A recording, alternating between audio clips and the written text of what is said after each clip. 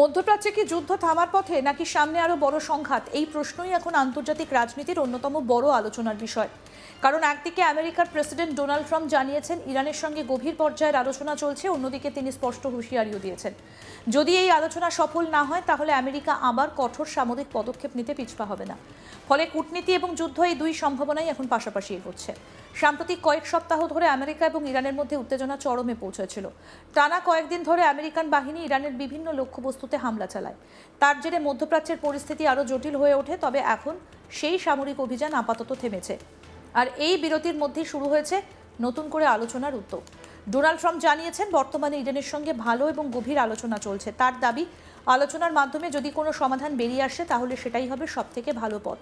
তবে একই সঙ্গে তিনি স্পষ্ট করে বলেছেন আলোচনা ব্যর্থ হলে আমেরিকা আবার শক্তিশালী সামরিক পদক্ষেপ নেবে।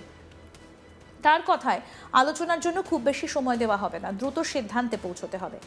ট্রাম্প আরও বলেছেন তিনি ধৈর্য ধরে পরিস্থিতির দিকে নজর রাখছেন, তবে সেই ধৈর্যেরও একটা সীমা রয়েছে। তার মতে যদি কূটনৈতিক প্রচেষ্টা সফল না হয় তাহলে আমেরিকা আবার আগের মতো সামরিক অভিযান শুরু করতে প্রস্তুত থাকবে। কি বলেছেন ডোনাল্ড ট্রাম্প, শুনব।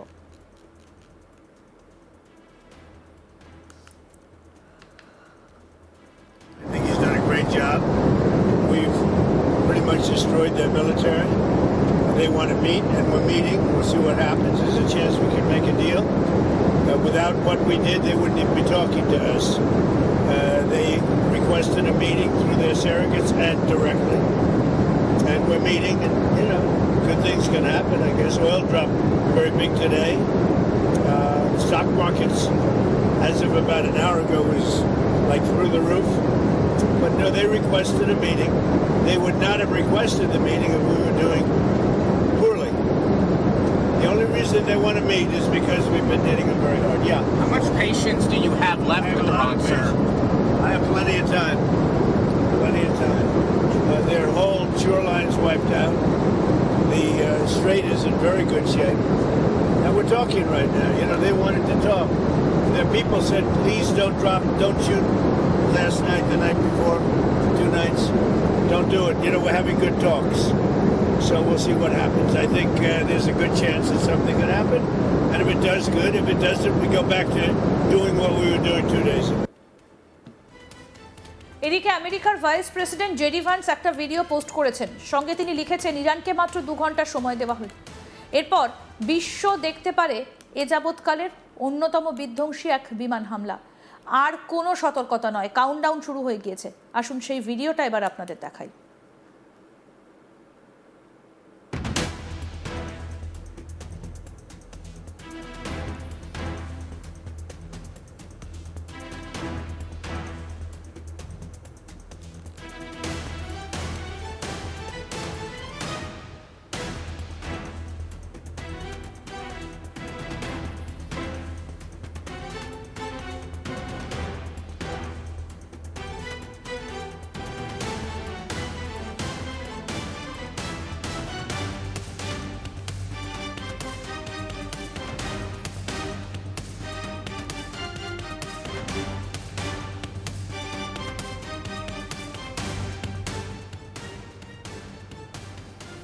অন্যদিকে ইরানের অবস্থান কিছুটা আলাদা। বিভিন্ন আন্তর্জাতিক প্রতিবেদনে বলা হয়েছে তেহরান এখনও সরাসরি আমেরিকার সঙ্গে আলোচনার বিষয়টা স্বীকার করেনি। ইরানের দাবি বর্তমানে কিছু যোগাযোগ মধ্যস্থতাকারীদের মাধ্যমে হচ্ছে, কিন্তু সরাসরি আলোচনা চলছে এমন দাবি তারা মানতে রাজি নয়। এই পরিস্থিতিতে ওমানের ভূমিকা বিশেষভাবে গুরুত্বপূর্ণ হয়ে উঠেছে। দীর্ঘদিন ধরেই ওমান মধ্যপ্রাচ্যের বিভিন্ন কূটনৈতিক আলোচনায় মধ্যস্থতাকারীর ভূমিকা পালন করে আসছে। এবারও ওমানের মাধ্যমে যোগাযোগের চেষ্টা চলছে বলে আন্তর্জাতিক মহলে আলোচনা রয়েছে। একই সঙ্গে হরমুজ প্রণালীর পরিস্থিতি স্বাভাবিক করার বিষয়েও আঞ্চলিক পর্যায়ে আলোচনা চলছে। বিশেষজ্ঞদের মতে বর্তমানে সামরিক হামলা বন্ধ থাকাটা একটা ইতিবাচক ইঙ্গিত, কারণ যুদ্ধের পরিবর্তে যদি আলোচনা এগোয় তাহলে মধ্যপ্রাচ্যে নতুন করে স্থিতিশীলতা ফিরতে পারে। তবে পরিস্থিতি এখনও অত্যন্ত সংবেদনশীল, যে কোনো মুহূর্তে পরিস্থিতি বদলে যেতে পারে। হরমুজ প্রণালী বিশ্বের অন্যতম গুরুত্বপূর্ণ সমুদ্রপথ। বিশ্বের বড় অংশের তেলবাহী জাহাজ এই পথ দিয়েই চলাচল করে। ফলে এই অঞ্চলে সংঘাত বাড়লে শুধু মধ্যপ্রাচ্য নয়, বিশ্ব অর্থনীতিতেও তার বড় প্রভাব পড়তে পারে। তেলের দাম থেকে শুরু করে আন্তর্জাতিক বাণিজ্য সব ক্ষেত্রেই তার প্রভাব দেখা দিতে পারে। এদিকে আন্তর্জাতিক মহলও পরিস্থিতির দিকে কড়া নজর রাখছে। অনেক দেশই চাইছে যুদ্ধের বদলে আলোচনার মাধ্যমে সমস্যার সমাধান হোক, কারণ দীর্ঘস্থায়ী সংঘাত শুধু সংশ্লিষ্ট দেশগুলোতেই নয়, গোটা অঞ্চলের নিরাপত্তা এবং অর্থনীতিকেও প্রভাবিত করে। তবে ট্রাম্পের বক্তব্য স্পষ্ট করে দিচ্ছে, আমেরিকা আপাতত কূটনীতির সুযোগ দিলেও সামরিক বিকল্প পুরোপুরি সরিয়ে রাখছে না। অর্থাৎ আলোচনা চলবে, কিন্তু প্রয়োজনে আবার সামরিক অভিযান শুরু হতে পারে, এমন বার্তাই দিয়েছে হোয়াইট হাউস। সব মিলিয়ে এখন নজর থাকবে আগামী কয়েকদিনের কূটনৈতিক আলোচনার দিকে। আমেরিকা এবং ইরানের মধ্যে কোনো সমঝোতা হয় কিনা, নাকি আলোচনা ভেঙে গিয়ে আবারও সংঘাত শুরু হয়, সেটাই হবে আগামী দিনের সবথেকে গুরুত্বপূর্ণ বিষয়। আপাতত হামলা বন্ধ থাকলে উত্তেজনা পুরোপুরি কাটেনি, তাই মধ্যপ্রাচ্যের পরিস্থিতির দিকে নজর রাখছে গোটা বিশ্ব।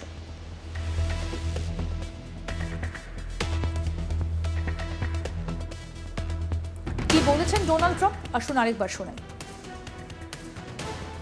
I think he's done a great job. We've pretty much destroyed their military. They want to meet, and we're meeting. We'll see what happens. There's a chance we can make a deal. Without what we did, they wouldn't even be talking to us. They requested a meeting through their surrogates and directly. And we're meeting, and, good things can happen. I guess oil dropped very big today. Stock markets, as of about an hour ago, was like through the roof. But no, they requested a meeting. They would not have requested the meeting if we were doing poorly. The only reason they want to meet is because we've been hitting them very hard. Yeah. How much patience do you have left with Iran, sir? I have plenty of time. Plenty of time. Their whole shoreline's wiped out. The strait is in very good shape. And we're talking right now. They wanted to talk. Their people said, please don't shoot last night, the night before, 2 nights. Don't do it. We're having good talks. So we'll see what happens. I think there's a good chance that something could happen. And if it does, good. If it doesn't, we go back to doing what we were doing 2 days ago.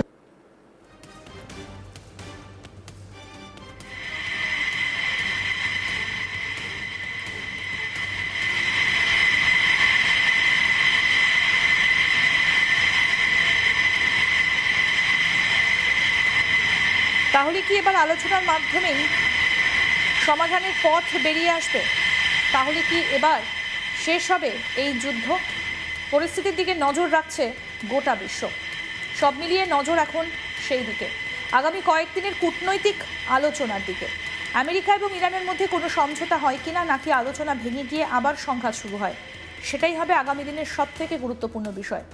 আপাতত হামলা বন্ধ থাকলে উত্তেজনা পুরোপুরি কাটেনি, তাই মধ্যপ্রাচ্যের পরিস্থিতির দিকে নজর রাখছে গোটা বিশ্ব।